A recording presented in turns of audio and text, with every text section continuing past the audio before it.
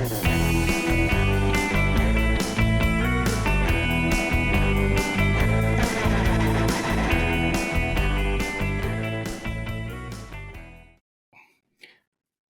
and welcome back to the podcast Wreckers. We are back. We're a podcast, and we're here to wreck it. Also, I'm Adam Aragon. Pleasure to meet you. I'd like to introduce our other host today. Go ahead. Hey, everybody. Hey, you. Hey, you there. Hey, guy stuck in the escalator. Hey. My name is Stephen Thomas. I am free and unfettered. Stuck in the escalator. Sorry, That's what you look like. That. Yeah. I can't move. The escalator's not moving. It's just steps now. I wasn't prepared for this. Do I go up or down? Which way was I going? I don't know. I was letting the escalator to stop. I'm sorry. I'm Matt Luff's mistake. I'm not stuck in an escalator. Although my performance was pretty convincing, I have to admit. And I'm sure you will too. I was concerned. I don't know why I'm live. I don't know why I'm here. I don't know why I'm doing this. I don't know why I'm not letting Joe introduce himself. Yeah, no, I thought I found a space right there. Yeah, yep. There's never a space with me, Joe. Go ahead, and when you're ready, after I've finished speaking, go ahead and continue to introduce himself. Okay. I'm done. Now. I'm Joe Kroll, also Johnny Chaotic, and gentlemen, as far as temperature goes, this room is hot. All right. We have a hot rating for Joe's room today. That's an important thing. We like to check in every episode. We usually fluctuate. Sweat in my eyes, it stings. For anyone wondering the scale, it's warm, then hot, then angry, and so it's generally sometimes all three. Yeah.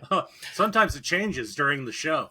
We're looking towards angry, fellas. Mm-hmm. Anyway, for those of you that don't know, we are the Podcast Wreckers. We're here to talk about inane things, and we also do some improv, which, by the way, I've had a request to do more improv on the show. Why? From who? But my request is why. Why would you want that? We're going to do just as much as we normally do, but I just wanted to let you know the request was there, and we ignored it. Appreciate the request, Coulter. Thank you. Our number one fan has some feedback. It's really easy to be a number one fan when there's only one person on the list. Yeah. Shout out to our only one fan. First and only number one fan. Cole's been with us since the beginning, since our early days. He's always been there supporting, watching, rewatching even, he said. Judging. I don't believe him, but... Yeah. And never has anyone else ever joined in on the conversation about us. But Coulter comes up to us and tells us he's seen what we've made, and it makes us feel like we should keep doing it for some reason. Just him. He's just such a guy.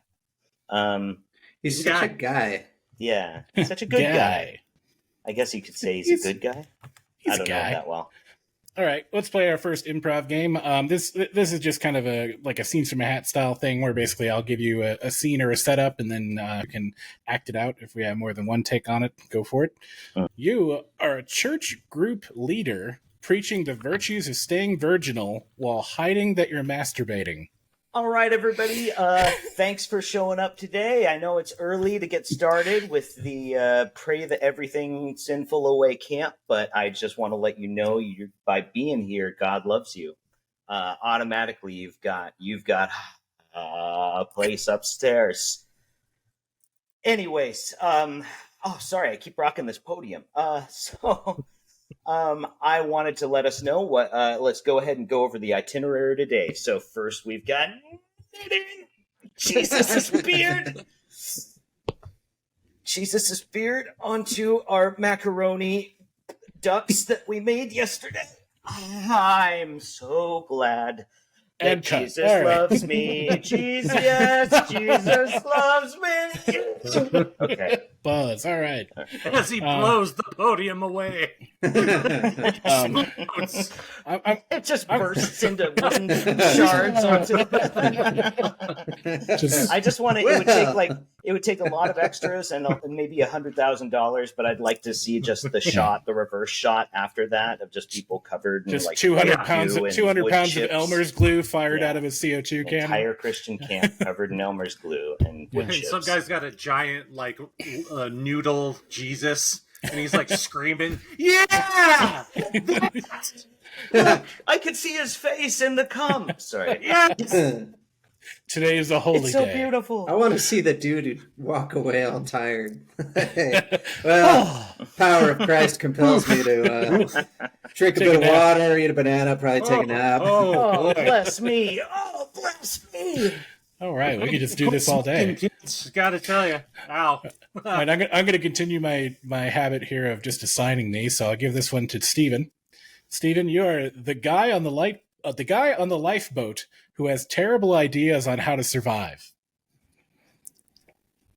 So, all I'm saying is that if we tie all of our clothes together, we all get naked, we tie all of our clothes together into one big rope, hear me out.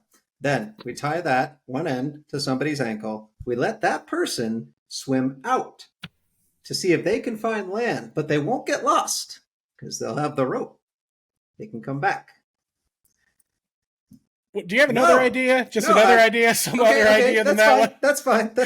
Okay, so what if we build a fire? Oh, in the boat? Okay, sorry, got it. I appreciate feedback. I welcome it. I really do. Okay, so next idea. So feel free to chime in, anyone else with ideas on how we can survive. Gentlemen, we are surrounded by water.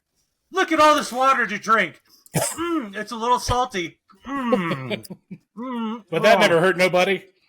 All right, so I found a bunch of sandwiches. I went ahead and tied them all together into a spare raft in case anything happens to this raft. Unfortunately, they were eaten immediately by fish. And now we are surrounded by string and lunch meat. I am sorry. All right, that's good enough. Adam, I want you to do now, since you made me do it, I want you to do the same thing I did, only an evangelical preacher like Jim and Tammy Faye. And who knows what's going on down there with who? How about that? You can go ahead and make that interpretation yourself. What do you mean, who knows what's going on? It doesn't have, there's no specific... You guess what's going on down below the podium. Ladies and gentlemen, I want you all to hear the voice of God today, and I want you to know that while I stand here behind this podium thinking beautiful thoughts about the Lord, less teeth on about the Lord,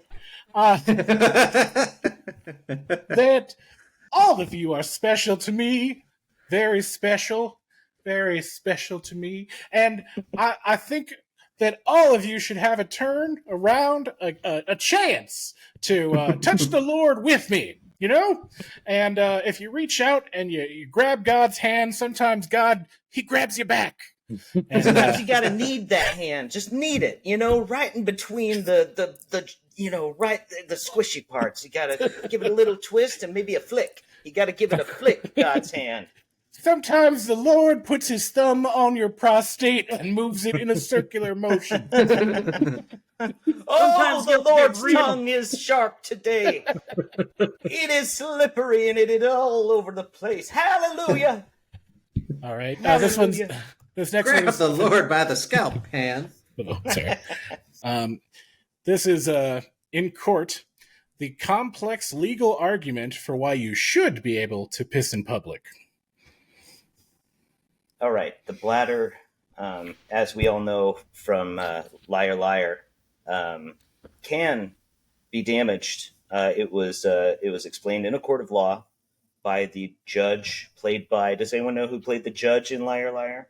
The guy from Herman's Head. Yes, thank you. Yes, and Wing Commander 3, and I think that was it. That was his list of credits. But Three things he did. Are you citing legal precedent from a Jim Carrey movie? I don't understand what your problem is. Ladies and gentlemen of the jury, we are all animals, and I do not understand why this is a jury trial. I'm simply trying to get it so that I can take a piss on a building and not be messed with. Come on, who's with me? Now, this is due to the excessive number of convictions. If I were, say, hypothetically, I were at a playground, right? And I have to go, and there are people in the stalls, or the stalls are out of order. If I'm not facing the children, I mean, if my back is to the jungle gym, right, and there are no children within 180-degree view of my penis, I just think that would be in nature. Most animals would agree that is perfectly acceptable behavior in society. All right, that's 5 years in jail. All right, next up. I'd like to go for 10. Nick pulls down his pants and starts peeing on a child. I live as I breathe. It's called Pea Shield. You try and lower your sentence so that you can do more on top of it. All right, down to 2 years. Now to have some fun. I'm going to pee outside the prison. I'm going to pee inside. You just pee on the whole jury, the judge, So, the bailiff. let me just get this straight. I want to write this down. So if I pee this many times, it equals how this many people. Yeah. How What's many the do I ratio? get to work with? How many have to be consensual? Oh my. All right, so one last one here. Again, throw any ideas out as you have them. This is kind of a wild card. Fortune cookies that seem to know too much. Watch out for that car. What? You will find new love after finding your wife cheating on you. Oh, It's not working out. They're under the bed. Go look right now. I'll fucking look. I'll prove it. Let's see, this is not a normal itch. See a doctor. Seriously. Talk to your son about oxycodone. Tim seems so relaxed lately. I don't know. I don't think he has a problem. He's been laying in bed for 3 days, not breathing. You are attracted to them because it does feel right. Shut up, Cookie. You can't pray it away. You can't pray it. just one after another. Can't pray it away. Can't pray it away. I grabbed these from different stores. How can they all be this? You are what you are. No! You see the guy's son, he works in the kitchen and he's slipping little pieces of paper into the fortune cookies. Ah, finally my revenge. All right, well, that was our improv piece. Thank you all for chiming in, being funny, or whatever it is you did. Or we're sorry, you know? I don't know what I did. Art I don't know. is subjective, you know? I made apologies, and yeah.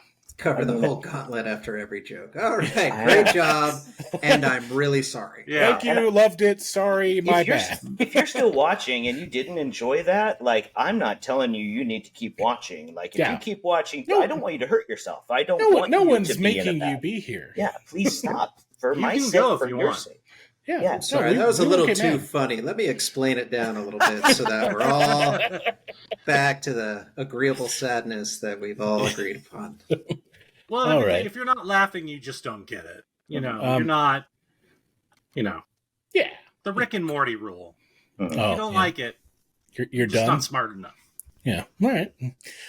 So I had some notes here. I think from your How dare previous you. from a previous agenda here. I think this might have been from Steven, but someone just wrote down under the movie suggestions 1988's Vibes, starring Jeff Goldblum and Cyndi Lauper. No, Great movie. HBO I've never even summer heard classic. of this. no, Oh, I've man. seen. Yeah. So lay it out for me. It was one of those movies that was on HBO back when I was like 14. You'd have movies that would go on HBO for like the whole summer, where it just seemed like anytime you turned it on, yep, there's fucking Goonies again, or Mhm. there's Princess Bride. Because Or, there was only 12 movies back then. Well, not all of us had the money for HBO, Steven. Some of us just had to look for a side boob on USA Up All Night, and that's the best we had. Silk Tell us about stockings, what- I remember. This movie Vibes that every rich kid was able to access on their HBO whenever they we wanted. had a black box, okay? You had to rub a little copper strip with a penny to make it work, but it works. Back in my day, you had to rub a copper strip with the penny to get your movies. No, seriously. We had an old black box or it wasn't a black box, I'm sorry. It was one of the original old cable boxes, and a buddy of my brother's figured out the hack to it. And so we had a loose cover on it, and you could take the cover off, and you could take a penny and go like, "Wah," on this little copper strip, and then be like, it's on. Yeah, wow. That was awesome. But yeah, like Tell me about Vibes. Vibes stars Jeff Goldblum and Cyndi Lauper, and Why? it is shot. Was Cyndi Lauper ever in anything else as an actress? Well, not after Vibes. Gosh, that's a good question. and it was that shot acting and girls just want to have fun? mostly on location in Peru, because it's set in Machu Picchu. And I think it's, if memory serves, both Jeff Goldblum and Cyndi Lauper are like spiritual mediums, and they get contracted out to help this archaeologist guy who, I can't remember if it was, forgive me for not remembering his name, but the guy who played Columbo. I can't remember if it was Peter Falk. I can't remember if it was Peter Falk who played the archaeologist, who I think contracted them out to take them to Machu Picchu because they were like spiritual mediums who would help him discover a treasure or some shit. Yeah, that's right. It's all coming back now. It was like a goofy, campy, late 80s comedy. It had a lot of goofy romantic tension between Goldblum and Cyndi Lauper that the both of them just made as awkward as possible, but like in a pretty endearing way.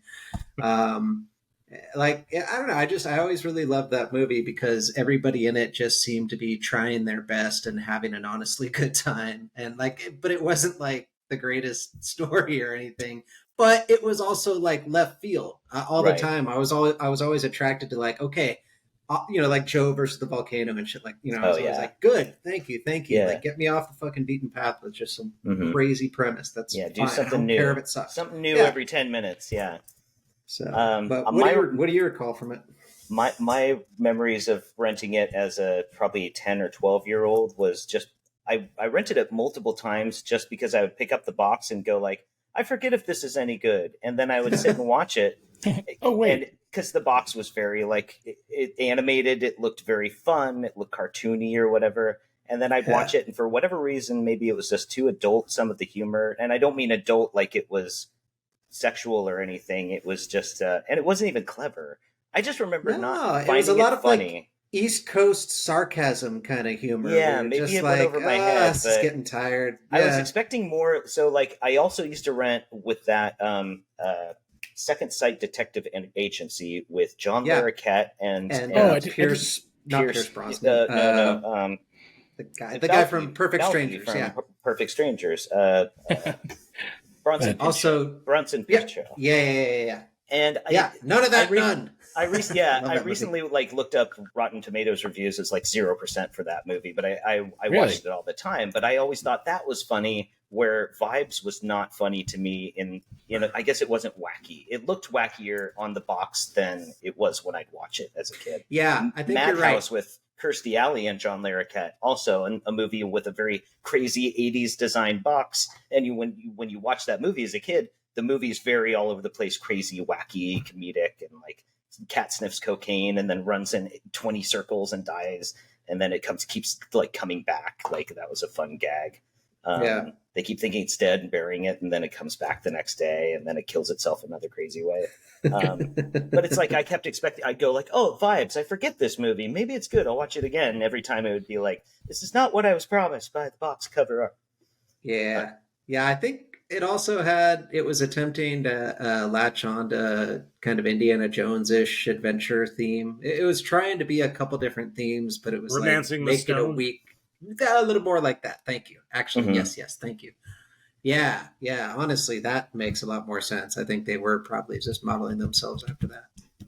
There was a John Candy movie. I'm trying to find it. It wasn't like Uncle Buck. The Volunteers with Tom Hanks and John Volunteers, Candy. Where they go. They're in and Rita Wilson too. Tom Hanks' future wife was like the Peace girl Corps. in that movie. They're in the Peace Corps, and they go to Vietnam or Yeah, it was a great movie. I don't think I ever saw that either. I feel like there's a big hole in my 80s movie knowledge. I watched it like in the past 2-3 years just because I was like, I was on a Tom Hanks kick, and I was like, John Candy and Tom Hanks in a movie, and I've never seen it. And Rita Wilson, I like her.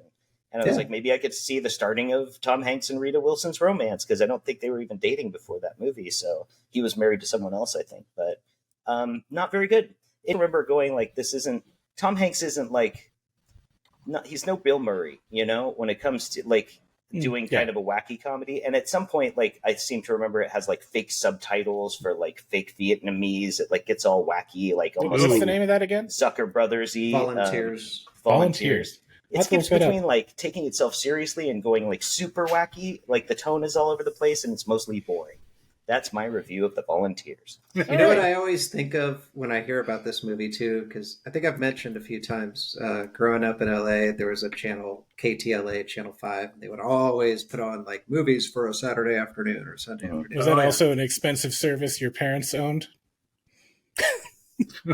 So anyway. Humble brag after humble brag. We listened to it in the Porsche as we drove. Diamond driveway. Poor guy's just trying to tell a fucking not story. My fault.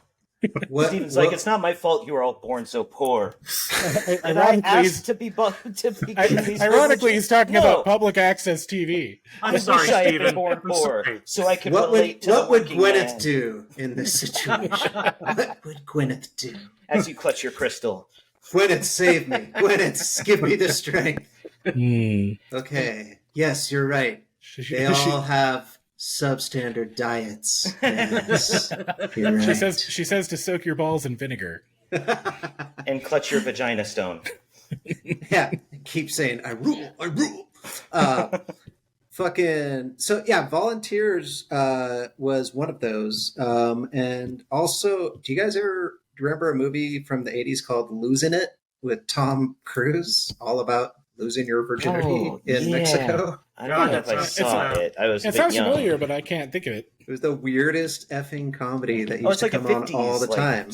Screwball 50s, even though it was made in the 80s. One of those. The 80s was in love with the 50s. I'm telling you. Nostalgia was huge in the 80s.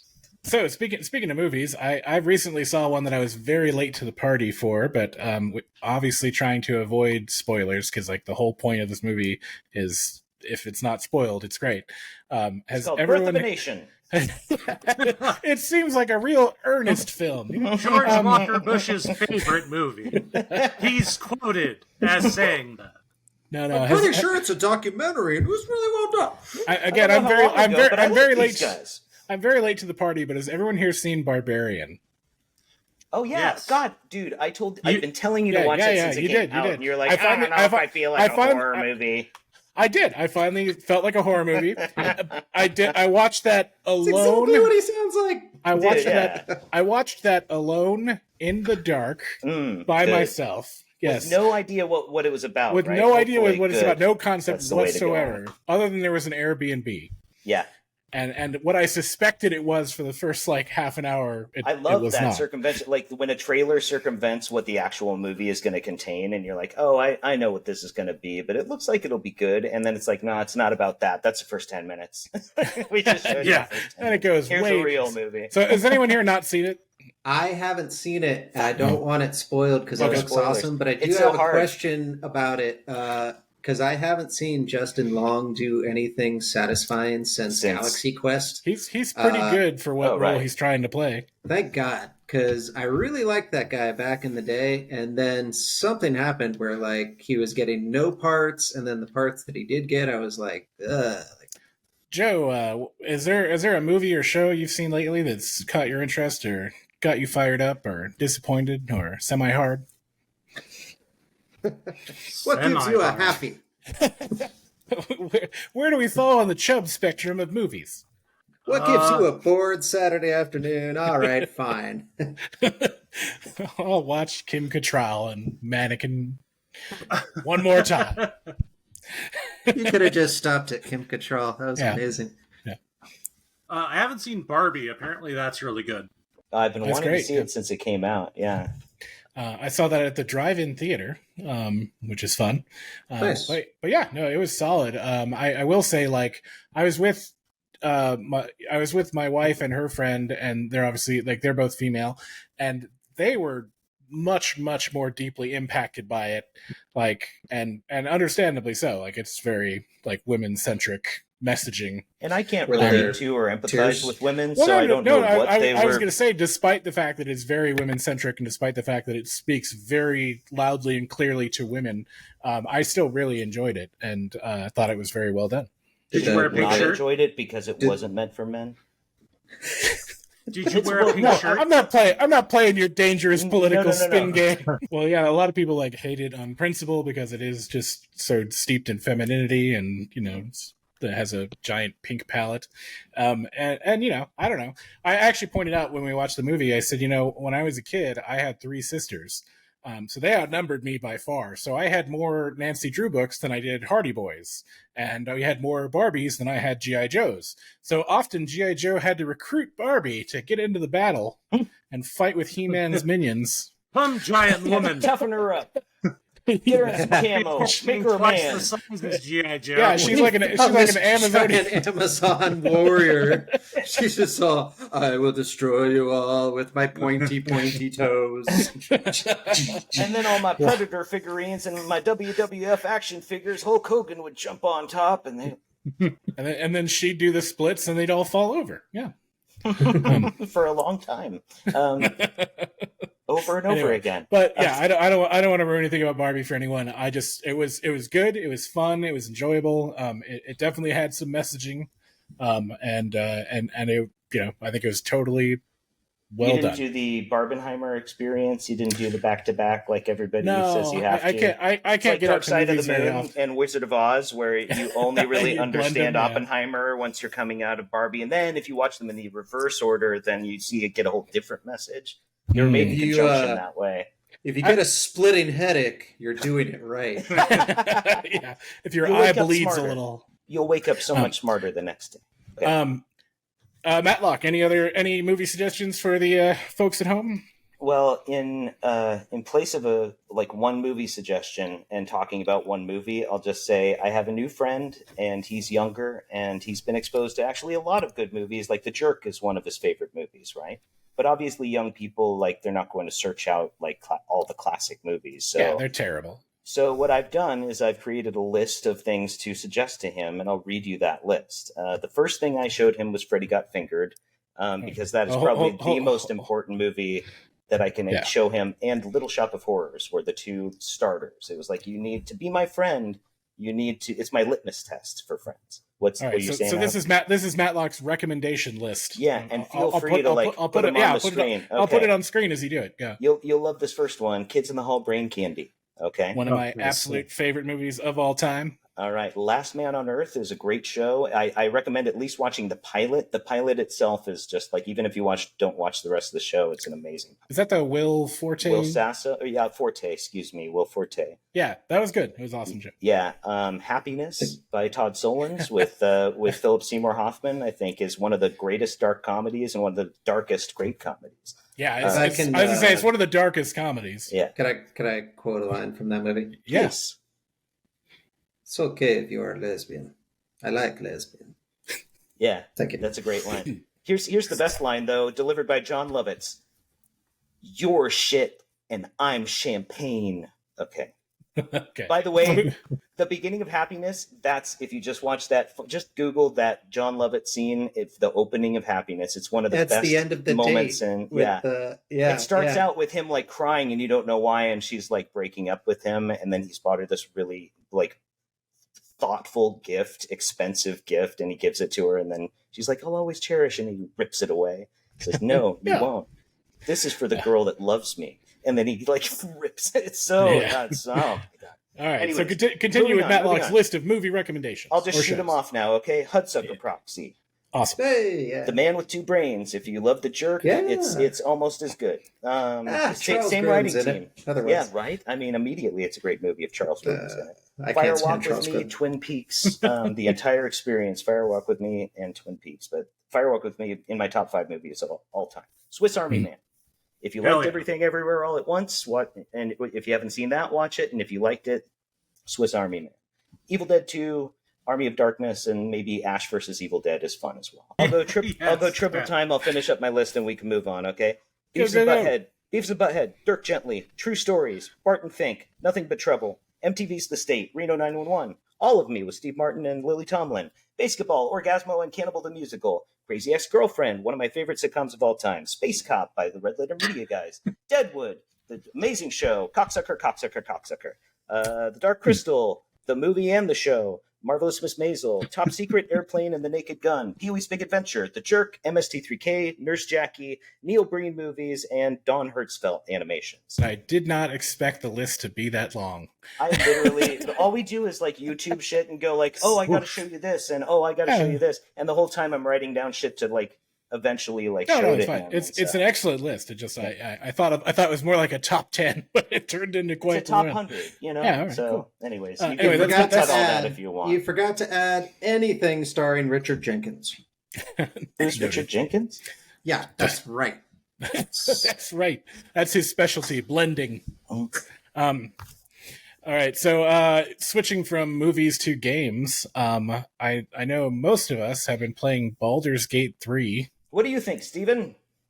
I think Richard Jenkins was amazing in a lot of Baldur's good Gate things. 3. Son of a bitch. He was in Flirting with Disaster, an old 90s movie. I love that movie. Yeah, he was the one who said, "Can't catch the wind," as he was tripping on acid. Is that the one where Lily Tomlin does acid, like while her kids are visiting, or like Lily Tomlin microdoses? No, Lily Tomlin and Alan Alda play people who make acid, who live in the middle of New Mexico, and Richard Jenkins plays the gay FBI agent who's in love with his FBI agent partner, and he's the one who gets the son Lonnie.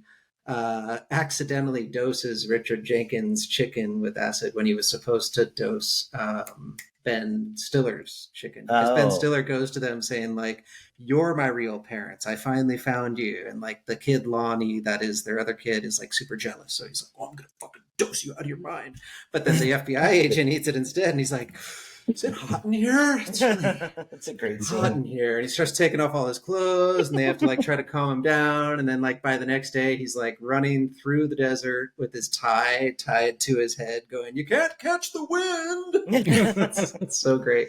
Adam, were you the one who told me you dosed or was it you or someone you knew like dosed a police officer by putting acid on like the inside of their car door handle? Well, that's not I cool. had heard that story, but I don't know that I actually know someone who did it or not. You don't know that you did it? Okay. Yeah, That's evil. For legal reasons, I do not know what you're talking about, but it was great. Anyway, great idea, great story. I do have a good story about acid. What do you think? I was at a rave one time, and there was someone had a vial of acid, and they do the eyedropper thing where they like give you a drop of it, you know, in your eyes. Yeah. Well, yeah, you can. I mean, it doesn't really matter. You can do it in your mouth too, if you're not an insane person. But yeah, so this guy had a vial of acid, and he was a big group of people had centered around him and given him a bunch of money, and so he was just handing it to everyone who was handing it down the line, and everyone was taking a drop from it. And they were trying to kind of be surreptitious, so like doing this.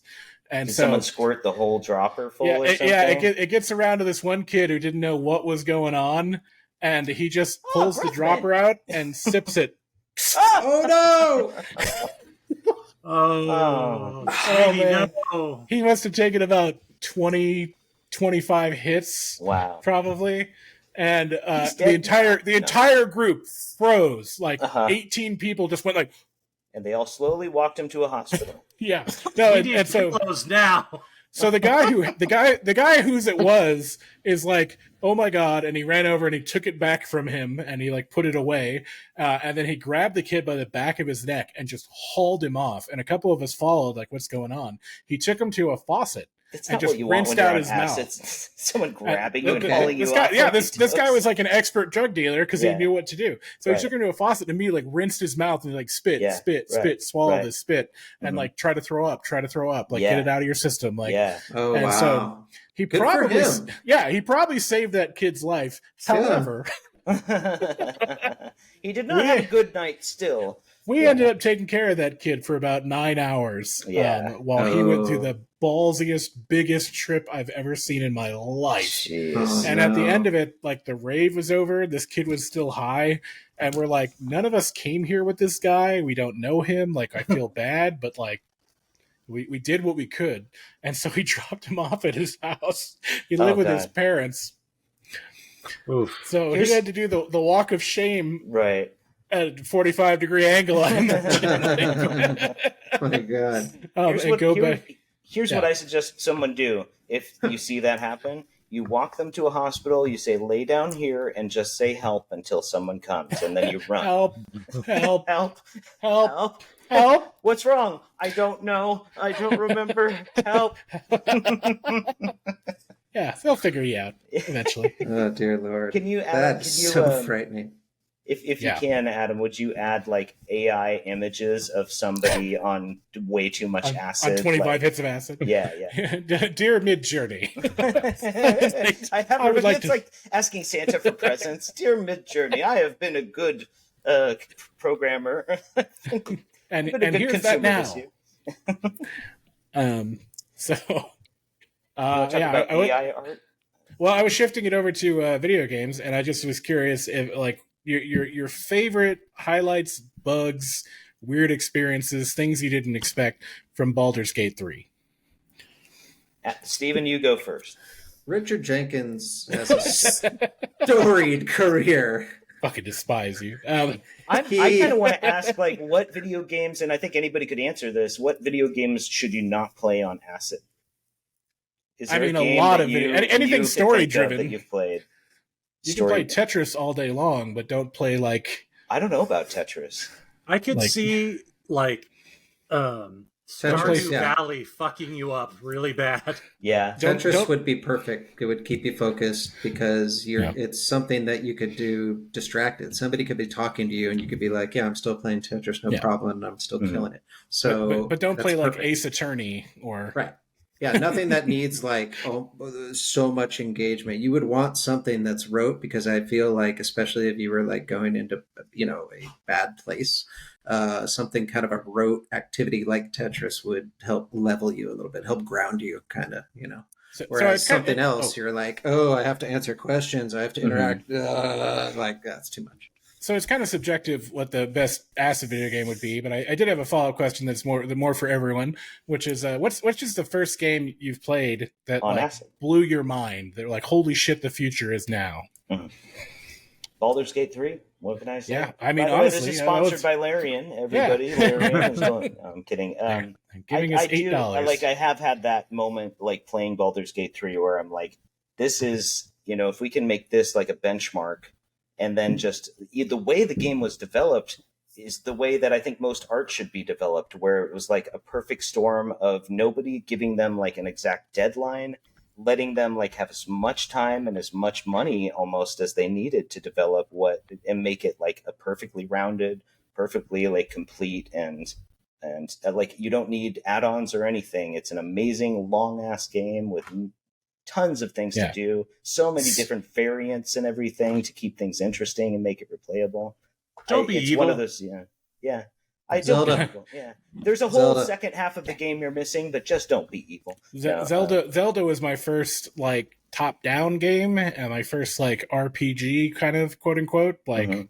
So yeah, Zelda for me, like I don't know if it blew my mind at first, but I just slowly realized like, oh, this is a much bigger, deeper game than I'm used to. Yep. When Ocarina of Time came out, that was like incredible with 3D Zelda and everything.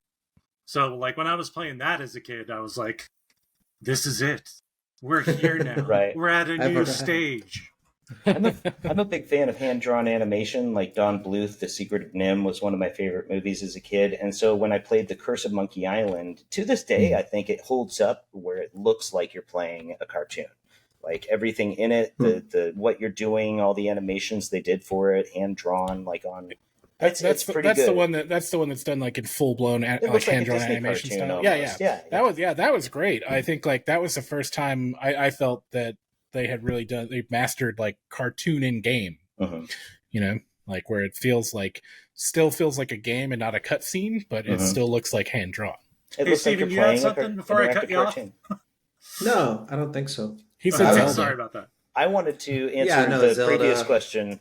Yeah. I just wanted to say, if you're into Stardew Valley, maybe don't try acid for the first time playing Dead by Daylight. I would think that might be a game that if you're on acid playing it for the first time and, Jason or like the alien from Aliens is chasing you. Any zombie or murder game is probably low on the list. But you know what? Don't take my word for it. Do acid tonight. You know Buy what? the game. Try you know what? it. Defy me. Tell me in the comments whether you survived the night or not. Baldur's Gate 3 is, what platform is that on? PC so it's been out for PC for the month. It's coming out in about a week, I think, for PS5. Okay. And then later this year for Xbox and some other things. Probably. Never for Switch. It might come to Switch. Their last game, Divinity Original Sin 2, was very similar, and it was a great, fantastic game. And that, I believe, is available on Switch. So look at How Divinity long did it take Original to come Sin out on 2. Switch? Do you know? It took a while. It takes a while. Yeah, I think that's what it is Nintendo is typically the last to kind of get on board with that kind of shit because they're so proud of like all their own, all their own stuff is also Baldur's very Gate, low impact kind of on your system. A PC game like Baldur's Gate, it looks beautiful, so you need a really high-end graphic card. So even to put it on a PlayStation, they probably have to downgrade it a little bit from a high-end PC. I'm sure it's toned down a bit. But yeah, if you have a Switch and you like the bones of the game, the framework, the combat, the way that it works is like 110% built on Divinity Original Sin 2. So there's Divinity Original Sin 1 and Divinity Original Sin 2, but I think 2 is really the fan favorite up until Baldur's Gate. Yeah, regardless, here's the story. Incredibly similar to like Zelda. Like I'm just looking at the website for Divinity Original Sin 2, all like the characters and the right. It does have turn-based combat. So you like. Can I just jump in real quick with the? That's cool. The quick history of the game is this company approached Wizards of the Coast, who's made Dungeons and Dragons for the past 30, 40 years, saying, can we make a Dungeons and Dragons game? 10 years ago, they went to them. And Wizards of the Coast were like, prove to us you can do it well. So they made Divinity Original Sin, and they couldn't use the property or any of the licensing from Dungeons and Dragons, so they pretty much had to make their own Dungeons and Dragons lore and creatures and all that stuff. It was like their proof of concept. Sure. Yeah. And then within like a year or two, they made Original Sin 2, which was even better, and it was like highly praised. And then Wizards of the Coast came back to them like 7 years later and were like, do you still want to do a Dungeons and Dragons game for us? And they said, yes. So they gave them pretty much license to use everything from Dungeons and Dragons for the first past 30 years, build a game that uses the same kind of turn style, dice rolling, the exact rules, spells, the exact rules and spells and everything. So that's it's what like Baldur's Gate 3 is? Yeah, it's pretty much. It's an unfortunate title for Dungeons and Dragons, the game. It's rigidly based on the actual rules of D&D 5th edition. Yeah. I've never actually played Dungeons and Dragons except for one time. I played in college and I got weirded out in about 20 minutes and took off. I was like, I have to go. It's always hard. We should do a one-shot on the show. Visualizing all the stuff and you're not as into fantasy elements, it's like hard to learn and hard to get into. But this is like a very good visual way to, like Vanessa, my girlfriend, has the same issue. I can't like visualize all the stuff. But this game like visualizes it for you and gives you all the rules. You don't even have to have them explained to you. It just all works the way it should. Wait, I honestly think I'm the type of person who could be open to it and could work with it just fine. I think the circumstances, it takes a lot of investment. It's hard to get 4 people together like on a weekly basis to keep continuing a campaign. Generally, if you're looking for a game, you're going to have to be the one that starts it and runs it. Right. So that's what happened to me. Like the first game I started playing, I was DM. So like literally the first D&D game. Yeah. Like the first game I played in, I was running. And I've mostly run games since then. But I will say, like, I came into D&D late. Like I played it like maybe 20 minutes in high school, like what you described, Yeah. And it was fun, but like I never got into it.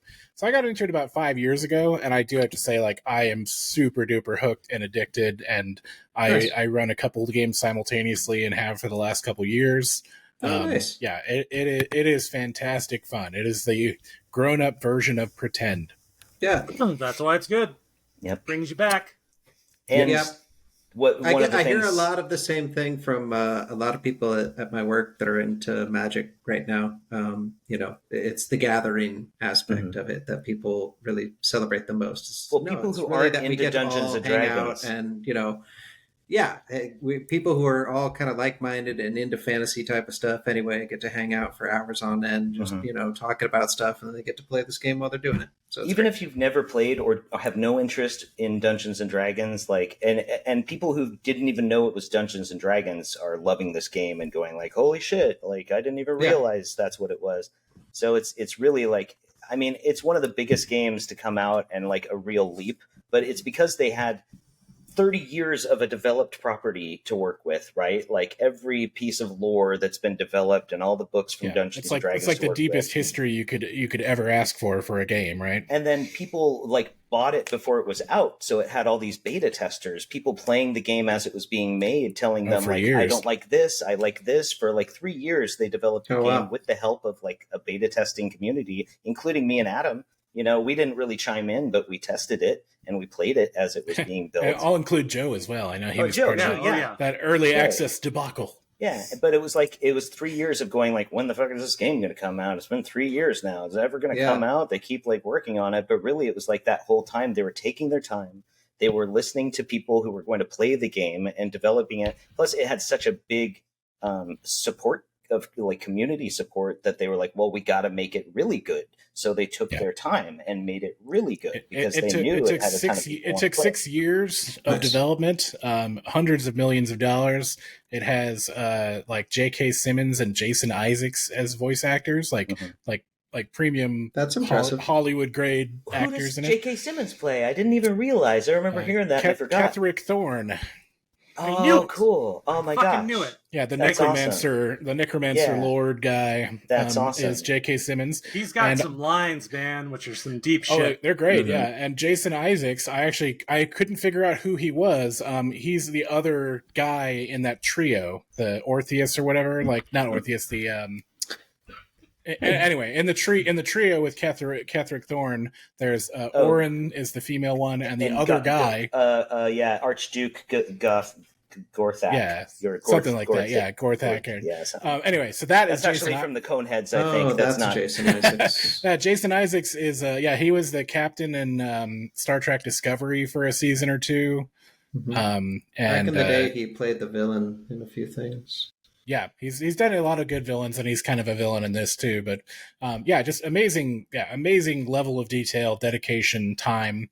Speaking of which, we got to wrap up. Bad voice actor either. Oh right. Yeah, I didn't see one line where I was like, oh, they did film that in. And they got, they populate a city in Act 3, so like you're walking by tons and tons of just random people that you can actually talk to, most of them, and they say something, and then they're just like saying random dialogue. It sounds like you're walking through a city, and people are just and no matter who it is, no matter like the fine, like some dude in an alley somewhere, you click on him. Not only does he have a voice line, but he's also motion captured, and it shows like a close up of that character saying the line. Yeah. So it's not even just like playing it. I mean, it's like you see the actor saying it. I just read an article about that. Motions were motion captured. I don't know about body motions, but all the voice acting was also motion captured. Yeah.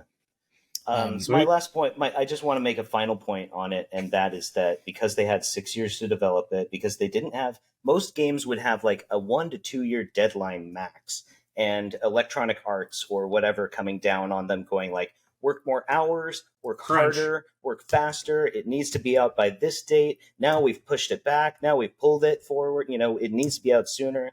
Cutting budgets and firing people left and right. And in that environment, you're not going to get a piece of art that was created by people who care about it. And especially when you have a bunch of like suits saying like, well, it should appeal to this crowd and this crowd too. And make sure that you cut out this, in Baldur's Gate, you can be completely nude. You could run around the game completely nude if you wanted to. I have penis C.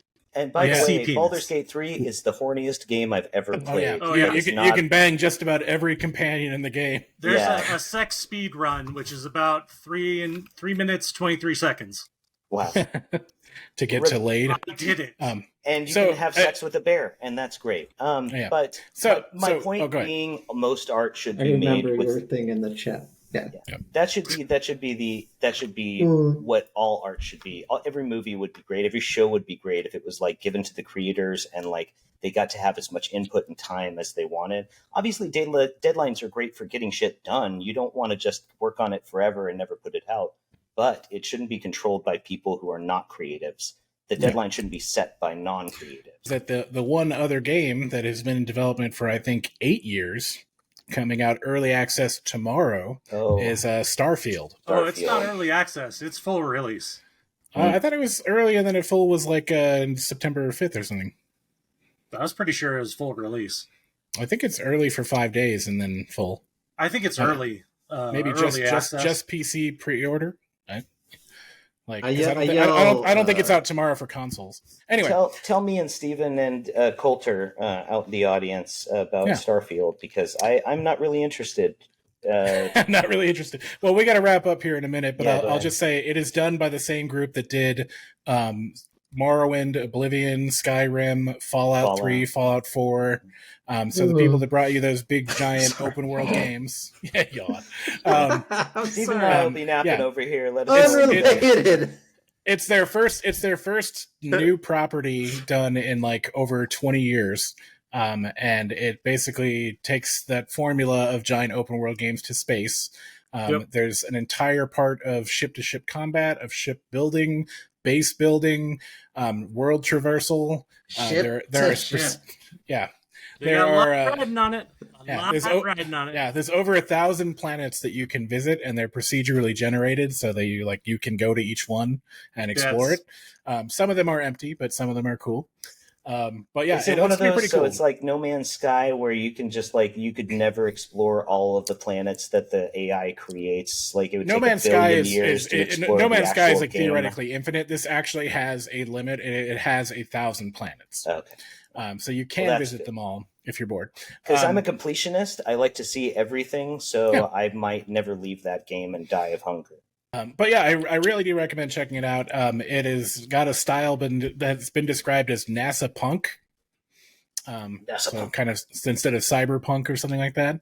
It's got a cool visual style. It looks to be a massive game. Are you tired, Steven? No, I'm enjoying this. I got my ship in. Yeah. All right. Yeah. No, that's been working on that. We're well over time. Yeah. So thank you, everyone. We have been the Podcast Wreckers. You can find us online at podcastwreckers.com or on your podcast platform of choice or in your food. Thank you to our hosts, Stephen Thomas, Matlock Zumsteg, Joe Kroll, and myself, Adam Aragon. We're the Podcast Wreckers. Good day, goodbye, good hell.